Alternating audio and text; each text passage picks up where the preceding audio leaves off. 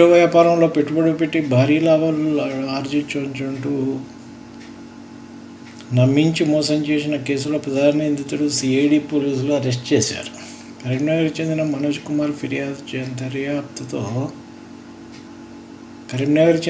కుమార్ ఫిర్యాదుతో దర్యాప్తు చేపట్టిన పోలీసులు జనగామ జిల్లా లింగాలగనపురం మండలం నెల్లుట్ల గ్రామానికి చెందిన కుర్రెమల రమేష్ గౌడ్ అనే వ్యక్తిని రిమాండ్కు తరలించారు. రమేష్ జీబీఆర్ పేరిట నకిలీ వెబ్సైట్ సృష్టించి క్రిప్టోకరెన్సీ లావాదేవీల ద్వారా అత్యధిక లాభాలు పొందవచ్చంటూ పలువురిని బొడ్డీ కొట్టించాడు. వాట్సాప్ గ్రూపుల్లో కొందరిని చేర్చి క్రిప్టో వ్యాపారంలో పెట్టుబడులు పెడుతున్నట్టు వారిని నమ్మించాడు. నకిలీ ఖాతాలు సృష్టించే పెట్టుబడిదారులు యూజర్ ఐడీలను ఇచ్చాడు. వారి ఖాతాల్లోని పెట్టుబడులు లాభాలు వస్తున్నట్టు బోగస్ వివరాలు నమోదు చేస్తుండేది. ఇలా కరీంనగర్, జగిత్యాల తదితర జిల్లాలకు చెందిన పలువురు రమేష్ సూచించిన ఖాతాల్లోకి పెట్టుబడి సొమ్మును బదిలీ చేశారు.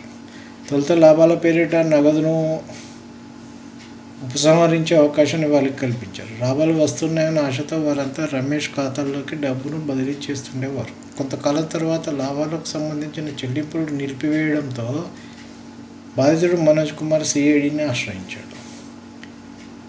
దీంతో పోలీసులు కేసు నమోదు చేసి దర్యాప్తు చేపట్టారు. నిందితుడు 95 కోట్ల రూపాయలు సేకరించినట్టు ప్రాథమికంగా వెల్లడైంది. 95 కోట్లు సేకరించినట్టు. వీళ్ళు ఎట్లా మోసపోతారో తెలుస్తలేదు. అరెస్ట్ చేసిన రమేష్ గౌడ్ను